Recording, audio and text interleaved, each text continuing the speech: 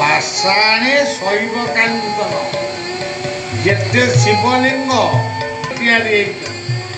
ଆଉ ଆମର ଏଇଠି ଯୋଉ ବଳଦେବ ଅଛନ୍ତି ସିଏ କୋଉଥିରେ ତିଆରି ହେଇଛନ୍ତି?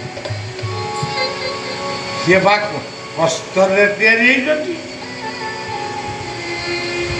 ତେଣୁ କାଠରେ ଜଗନ୍ନାଥ, ପାଷାଣରେ ବଳରେ। କାଷ୍ଠ ପାଷାଣୀ ତରୁ, ତରୁଭୁଜ ନୁହ, ତରୁ ତରୁ ସେ କୋଉଠି? କଳ୍ପବଟ। ତୁମେ ସାକ୍ଷୀ ଥାଅ ଗୋପାଳ, ମୁଁ ଯାଉଛି କାଳିଆ ନିକଟ, ଦେଖିବି କାଳିଆ ବଳିଆ ମୂରତି, ଦେଖିବି କଳ୍ପବଟ। এই কল্পবট পুরীরে সমুদ্র ঢেউ বাজুলা। কবির সাহেব আসি সমুদ্রକୁ প্রার্থনা কলে। যোଉঠাকে কবির গলে সমুদ্র আগে আগে চালিলা, কবির পଛେ পଛେ চালিলে।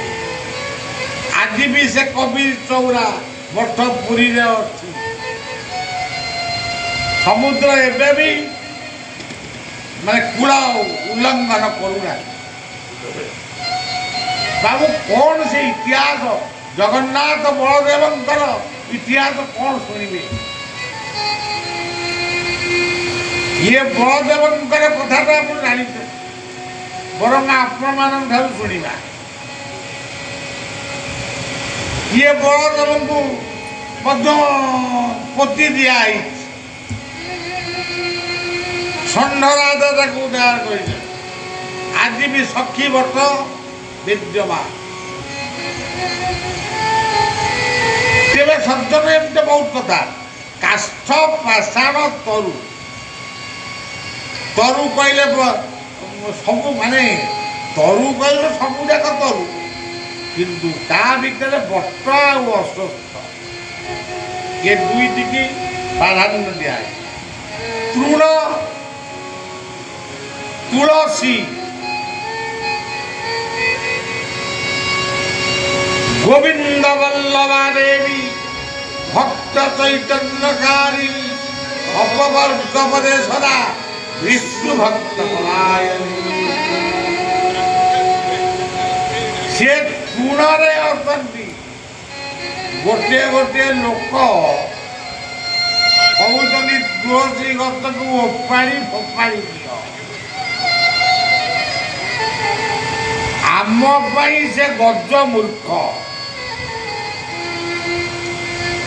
ଆଉ ଗୋଟିଏ ଗୋଟିଏ ଲୋକ ଅଛନ୍ତି ତୁଳସୀକି ନେଇ ମୋ ପାଦରେ ଚଢ଼ାଅ।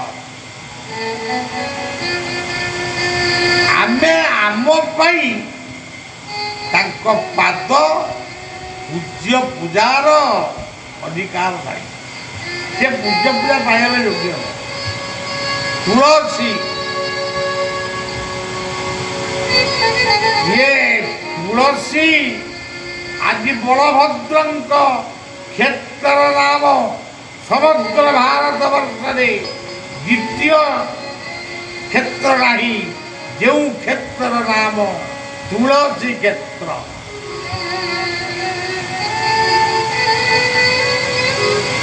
तेणु माँ माने बंदापना करती कौथिरे? दुब, दुबरे जो दुब को गाई खाए उत्तम क्षीर दिए। आज दुब भी न मिलू, गाई भी खाया को पाऊनी, सी भी प्लास्टिक चोबे खाइला। माने घोर माने पूरा कली घटी। से कथा को मन रखा। काष्ठ पाषाण तरू ये सब जगार हरि अच्छा।